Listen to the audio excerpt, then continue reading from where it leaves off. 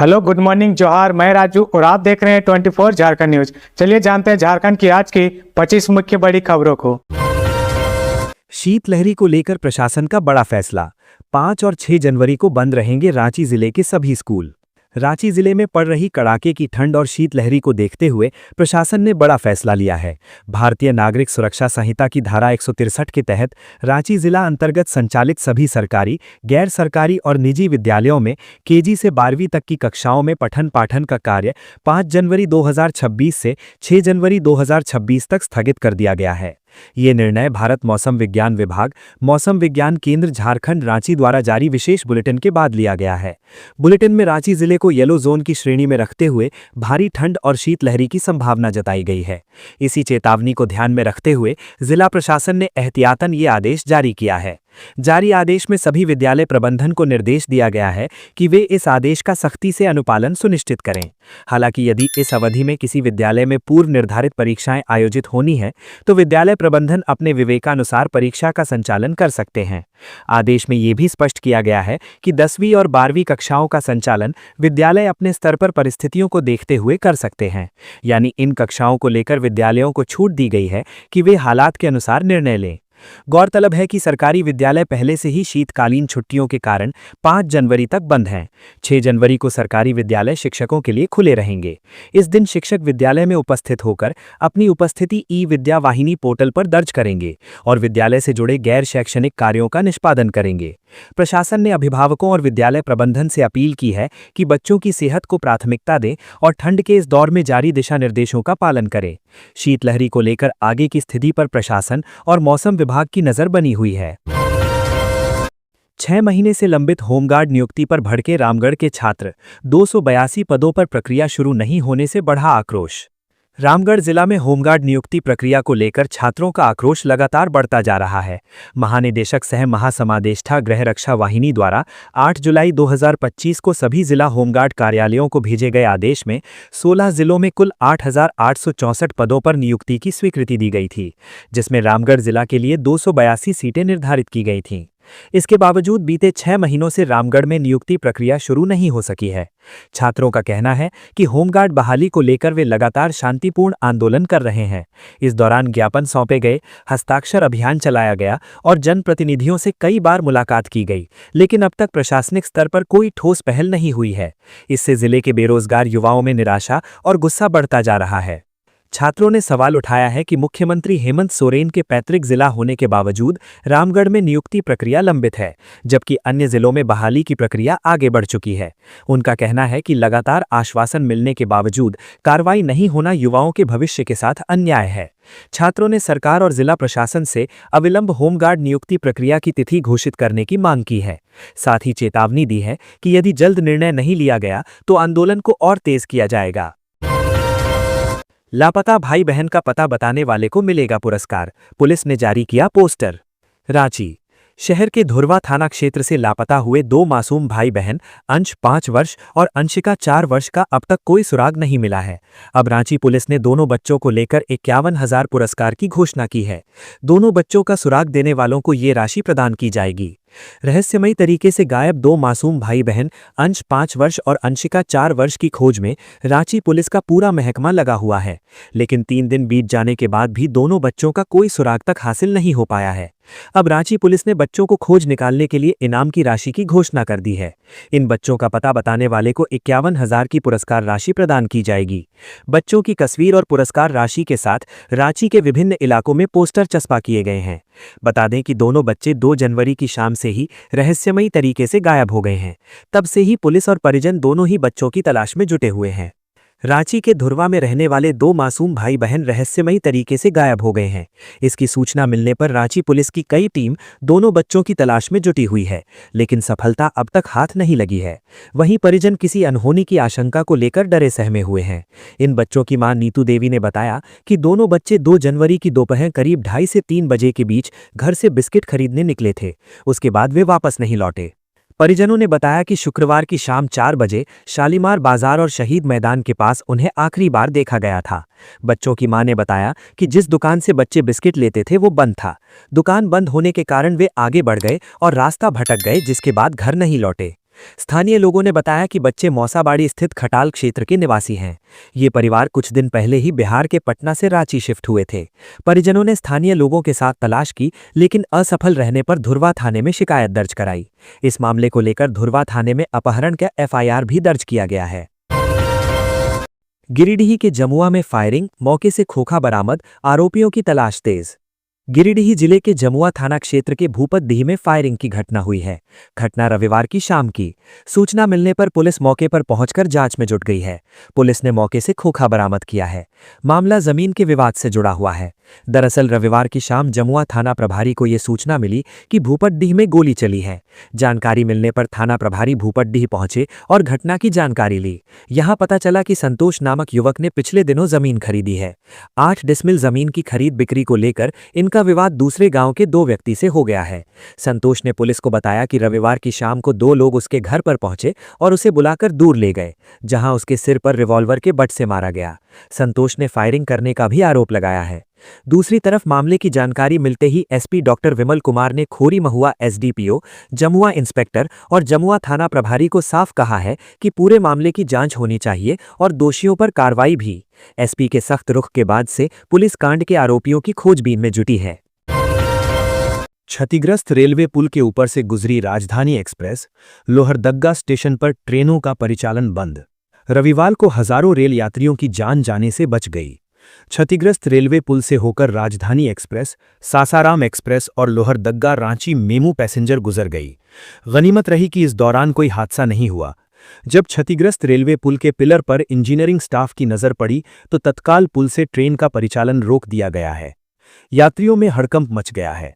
Railway ने आवश्यक दिशा निर्देश जारी किए हैं। महत्वपूर्ण बात यह है कि लोहरदग्गा रांची टोरी रेल लाइन में लोहरदग्गा के कोयल नदी पर स्थित रेलवे पुल संख्या 115 के एक पिलर संख्या 5 की पहले से ही मरम्मत चल रही थी। इसमें आंशिक दरार थी। इसके बाद भी रेल का परिचालन नहीं रोका गया। जब पिलर संख्या 4 में भी दरार आ गई तब रेलवे हरकत में आया और तत्काल ट्रेन का परिचालन रोक दिया गया है। बड़ी लापरवाही ये रही कि क्षतिग्रस्त रेलवे ब्रिज से रविवार को भी राजधानी और सासाराम एक्सप्रेस मेमू पैसेंजर गुजरी। गनीमत ये रही कि उस समय कोई हादसा नहीं हुआ। इसके बाद समय रहते रेलवे ब्रिज से पहले रांची लोहरदग्गा ट्रेन को रोका गया। अचानक से रेलवे ब्रिज से पहले ट्रेन को रोके जाने से यात्रियों में हड़कंप मच गया था।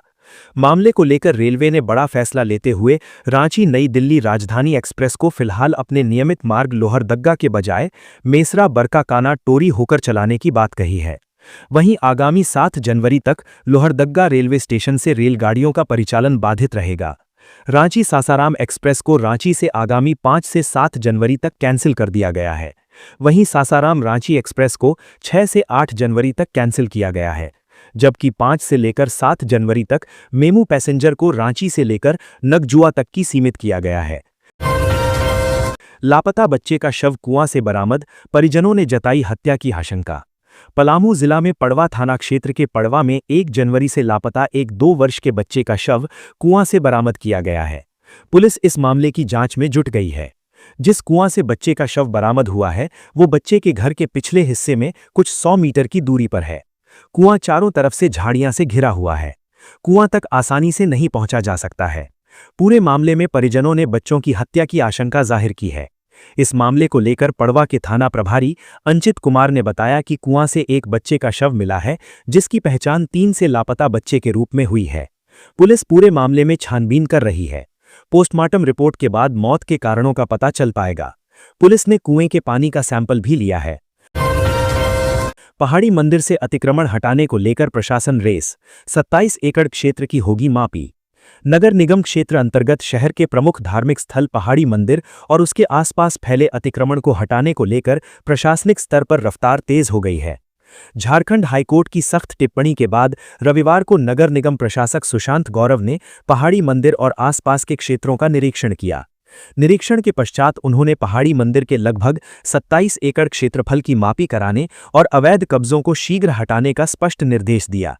प्रशासन ने साफ किया है कि अतिक्रमण करने वालों के खिलाफ बुलडोजर कार्रवाई से भी परहेज नहीं किया जाएगा। नगर प्रशासक सुशांत गौरव ने बताया कि ये कदम श्रद्धालुओं की सुरक्षा, सुविधा और सुगम आवागमन सुनिश्चित करने के उद्देश्य से उठाया जा रहा है। पहाड़ी मंदिर में प्रतिदिन हजारों श्रद्धालु दर्शन पूजन के लिए पहुंचते हैं। ऐसे में क्षेत्र को अतिक्रमण मुक्त और सुव्यवस्थित बनाना नगर निगम की प्राथमिकता है।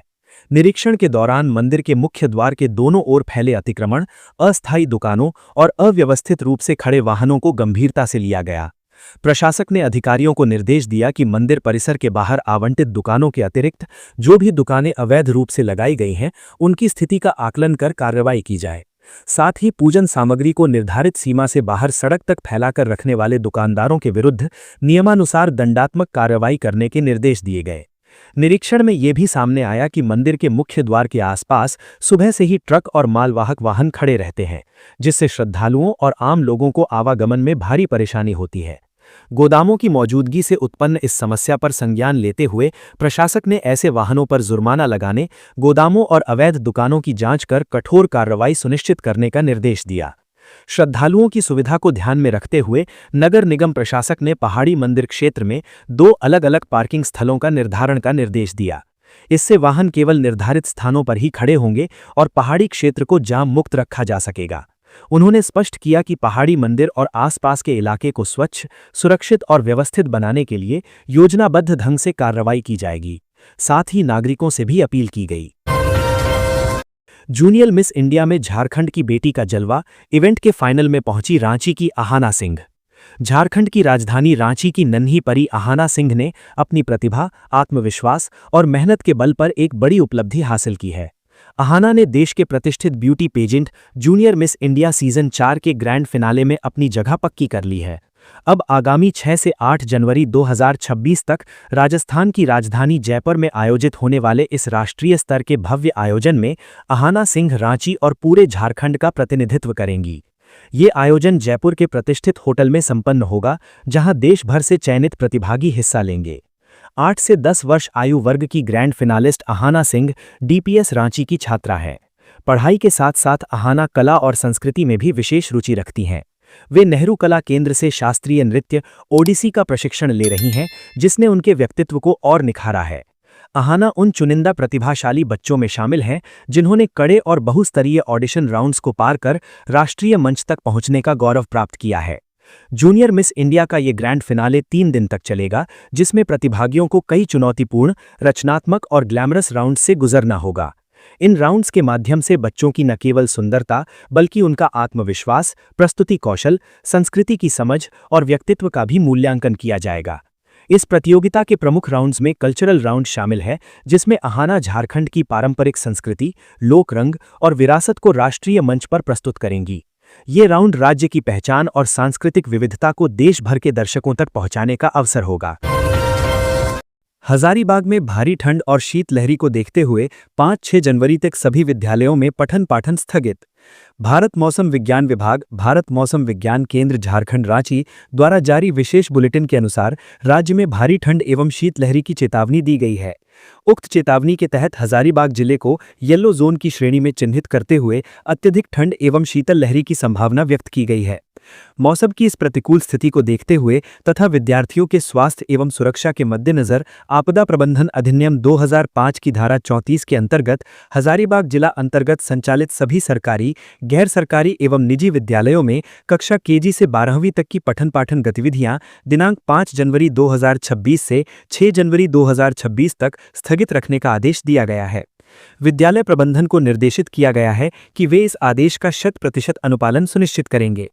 हालांकि यदि उक्त अवधि में किसी विद्यालय में कक्षा 10वीं अथवा 12वीं की प्री बोर्ड परीक्षा पूर्व से निर्धारित है, तो ऐसी स्थिति में परीक्षा का संचालन पूर्वाह्न 10 बजे के बाद ही किया जाएगा। जिला प्रशासन द्वारा अभिभावकों, विद्यालय प्रबंधन एवं आमजन से अपील की गई है कि बच्चों के स्वास्थ्य को ध्यान में रखते हुए आवश्यक सतर्कता बरतें एवं प्रशासन द्वारा जारी निर्देशों का पालन करें। लातेहार में जंगली हाथी का उत्पात, एक व्यक्ति की मौत, गांव वालों की अटकी रही सांसें। लातेहार जिले के विभिन्न प्रखंडों में इन दिनों जंगली हाथियों का आतंक चरम पर है। जंगली हाथी रोज किसी न किसी गांव में पहुंचकर लोगों को नुकसान पहुंचा रहे हैं। इसी क्रम में जंगली हाथियों ने पलामू टाइगर रिजर्व के छिपादोहर वन क्षेत्र अंतर्गत मतनाक गांव के पास एक ग्रामीण को मार डाला। मृतक की पहचान वीरेंद्र कोरबा के रूप में हुई है। वीरेंद्र कोरबा सामान की खरीदारी कर वापस अपने गांव जा रहा था। इसी दौरान हाथियों ने उस पर हमला कर दिया। रेंजर अजय टोपो ने घटना की पुष्टि करते हुए बताया कि सरकारी प्रावधान के तहत मृतक के परिजनों को मुआवजा दिया जाएगा। वहीं एक जंगली हाथी अपने एक बच्चे के साथ पलामू टाइगर रिजर्व के छिपादोहर वन क्षेत्र अंतर्गत गम्हरिया टोला में भी देखा गया। गांव में जंगली हाथी के पहुंचने से पूरे गांव में हड़कंप मच गया। लगभग 3 घंटे तक लोगों की जान जोखिम में रही। हालांकि सूचना मिलने के बाद वन विभाग की टीम गांव पहुंची और सुरक्षित हाथी को गांव से बाहर निकाला गया। बता दें कि पलामू टाइगर रिजर्व के जंगलों में जंगली हाथियों का बसेरा रहता है, लेकिन दिन के उजाले में जंगली हाथी कभी गांव में नहीं आते हैं। पलामू टाइगर रिजर्व के इलाके में रहने वाले हाथियों का झुंड जब रात में जंगल से निकलता है तो वो खेत खलिहानों में जाकर फसलों को नुकसान करता है। गांव के बीचों बीच हाथी नहीं के बराबर ही आते हैं। लोगों के द्वारा शोर मचाने और पत्थर फेंककर हाथी को मारने से हाथी और भी आक्रामक हो गया था। ग्रामीणों ने इसकी सूचना तत्काल वन विभाग को दी। सूचना मिलने के बाद रेंजर अजय टोपो के निर्देश पर वन विभाग की टीम घटनास्थल पर पहुंची और काफी मशक्कत के बाद हाथी और उसके बच्चे को गांव से बाहर निकाला गया। मामले को लेकर पलामू टाइगर रिजर्व के रेंजर उमेश दुबे ने बताया कि पलामू टाइगर रिजर्व में रहने वाले हाथी काफी कम आक्रामक होते हैं। उक्त हाथी ना तो किसी ग्रामीण का घर तोड़ते हैं और ना ही उन्हें ज्यादा नुकसान पहुंचाते हैं। उन्होंने कहा कि पलामू टाइगर रिजर्व के इलाके में रहने वाले हाथियों को छेड़ा ना जाए तो किसी को नुकसान नहीं पहुंचाते हैं। पीटीआर के रेंजर ने कहा कि दूसरे जंगलों से भटककर जो हाथी पीटीआर इलाके में पहुंचते हैं उन्हीं के द्वारा ग्रामीणों के घर को ध्वस्त किया जाता है, साथ ही जान माल को नुकसान पहुंचाया जाता है। उन्होंने लोगों से अपील की है कि किसी भी सूरत में हाथियों अथवा किसी अन्य जंगली जानवर को परेशान न करें। उन्होंने कहा कि अगर जानवरों से कोई परेशानी हो तो इसकी सूचना वन विभाग को दें। पाकुड़ में सड़क सुरक्षा का अनोखा संदेश। हेलमेट और सीट बेल्ट पहनने पर गुलाब, नियम तोड़ने पर माला पहनाकर दी गई सीख। नव वर्ष 2026 की शुरुआत पाकुड़ जिले में केवल उत्सव तक सीमित नहीं रही, बल्कि सड़क सुरक्षा जीवन रक्षा के संकल्प के साथ एक नई सामाजिक जागरूकता की मिसाल कायम की गई। राष्ट्रीय सड़क सुरक्षा माह 2026 के अंतर्गत सीख से सुरक्षा, टेक्नोलॉजी से परिवर्तन थीम पर आधारित एक अनोखा और संवेदनशील अभियान आयोजित किया गया। इस अवसर पर जिला प्रशासन और पुलिस प्रशासन ने गांधीवादी शैली अपनाते हुए आम जनता को यातायात नियमों के प्रति जागरूक किया। नियमों का पालन करने वाले वाहन चालकों को गुलाब का फूल भेंट कर सम्मानित किया गया, जबकि बिना हेलमेट, बिना सीट बेल्ट और ट्रिपल लोडिंग करने वाले चालकों को चालान के बजाय माला पहनाकर नियमों का पालन करने का संदेश दिया गया। अभियान का नेतृत्व कर रहे उपायुक्त मनीष कुमार ने कहा कि सड़क दुर्घटनाएं जीवन और परिवार को गहरे संकट में डाल देती हैं। उन्होंने कहा कि ये सोच छोड़नी होगी कि किस्मत साथ देगी।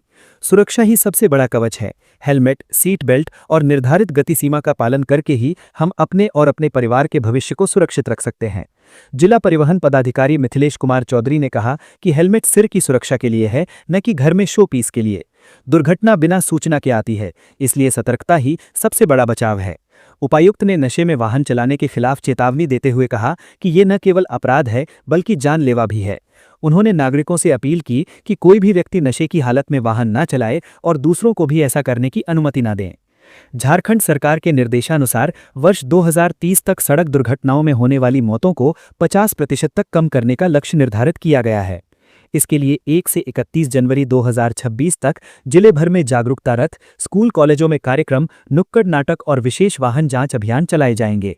सड़क सुरक्षा नियमों के अंतर्गत दुपहिया वाहन में चालक और पिलियन राइडर दोनों के लिए हेलमेट अनिवार्य है। 4 पहिया वाहन में सीट बेल्ट का प्रयोग आवश्यक है। ओवर स्पीडिंग और अनावश्यक हॉर्न से बचें और केवल लाइसेंसधारी व्यक्ति को ही वाहन चलाने दें।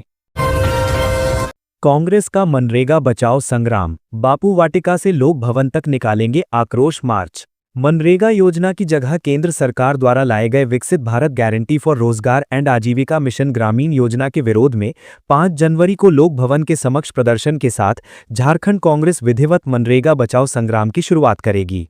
इस कार्यक्रम में एआईसीसी के स्थायी आमंत्रित सदस्य और झारखंड प्रभारी के राजू, सह प्रभारी श्री बेला प्रसाद, भूपेंद्र मरावी और प्रदेश अध्यक्ष केशव महतो कमलेश सहित पार्टी कोटे के सभी मंत्री, विधायक, सांसद, पार्टी पदाधिकारी भाग लेंगे।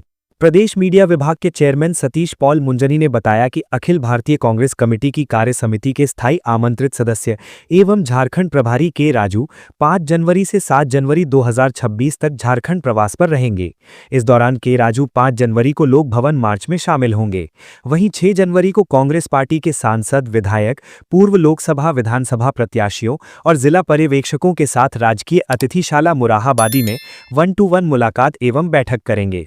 7 जनवरी 2026 को दोपहर 2:30 बजे झारखंड प्रदेश कांग्रेस कमेटी के वरिष्ठ नेताओं के साथ एक महत्वपूर्ण बैठक आयोजित की जाएगी। इस बैठक में VBGRAMG बिल के प्रभाव, जिलावार जिम्मेदारियों के निर्धारण, समन्वय को अंतिम रूप देने तथा पूरे राज्य में एकजुट होकर एक समान संदेश के साथ कार्य करने की रणनीति पर विस्तृत चर्चा की जाएगी। इस बैठक का उद्देश्य संगठन को और अधिक मजबूत करना तथा आगामी राजनीतिक गतिविधियों के लिए प्रभावी कार्य योजना तैयार करना है। कैलाश यादव ने कहा, यादव समाज एकजुट होकर लड़ेगा निकाय चुनाव। 27% ओबीसी आरक्षण न मिलने से विकास बाधित। कैलाश यादव। धुरवा रांची में आज 4 जनवरी 2026 को बलराम कृष्ण कल्याण समिति यादव समाज की एक महत्वपूर्ण बैठक पुराना विधानसभा मैदान में संपन्न हुई। बैठक में यादव समाज के सामाजिक, शैक्षणिक, आर्थिक और राजनीतिक विकास को लेकर गहन चर्चा हुई और कई अहम फैसले सर्वसम्मति से लिए गए। बैठक में संबोधित करते हुए समिति के मुख्य संरक्षक और राजद नेता कैलाश यादव ने कहा कि झारखंड में यादव समाज की आबादी लगभग 14% है। इसके बावजूद समाज को राजनीति में उसकी आबादी के अनुपात में प्रतिनिधित्व नहीं मिला है।